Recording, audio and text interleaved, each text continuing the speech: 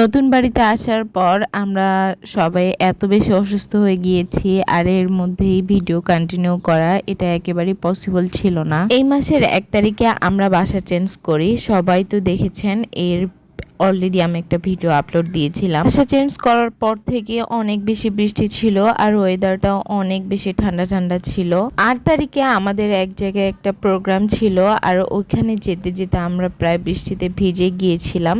আর ওই দিন থেকেই শুরু হয় জ্বর।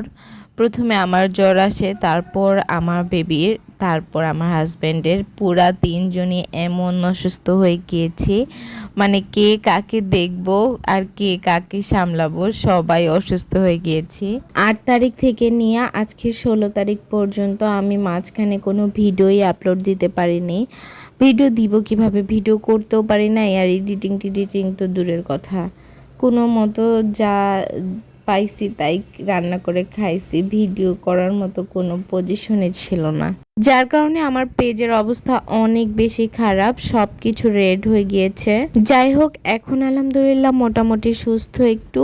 আবার ইনশাল্লাহ কন্টিনিউ ভাবে কাজ করব, বাকিটা কতটুকু পারবো জানি না। কারণ এখন যদিও শরীরে জ্বর নেই, বাট শরীরটা এত বেশি ক্লান্ত হয়ে গিয়েছে, কোনো কিছু করতেই আর ভালো লাগে না। এতক্ষণ পর্যন্ত যারা আমার ভিডিওটি দেখছো, প্লিজ আমার ভিডিওতে একটা লাইক করে দিও। আর আমার চ্যানেলে যদি নতুন হও তাহলে ইউটিউব থেকে দেখলে চ্যানেলটা সাবস্ক্রাইব করে দিবে, ফেসবুক পেজ থেকে দেখলে পেজটা ফলো দিয়ে দিবে। এখন যেহেতু ওয়েদারটা চেঞ্জ হচ্ছে, তাই কম বেশি সবাই ভাইরাসে আক্রান্ত হচ্ছে, তাই সবাই অনেক অনেক বেশি সতর্ক থাকবেন, সাবধানে থাকবেন। কারণ এই জ্বরটা হলে অনেক বেশি শরীরটা ভেঙে যায়, অনেক খারাপ লাগে। আজকের ভিডিও এই পর্যন্তই, সবাই দোয়া করবেন।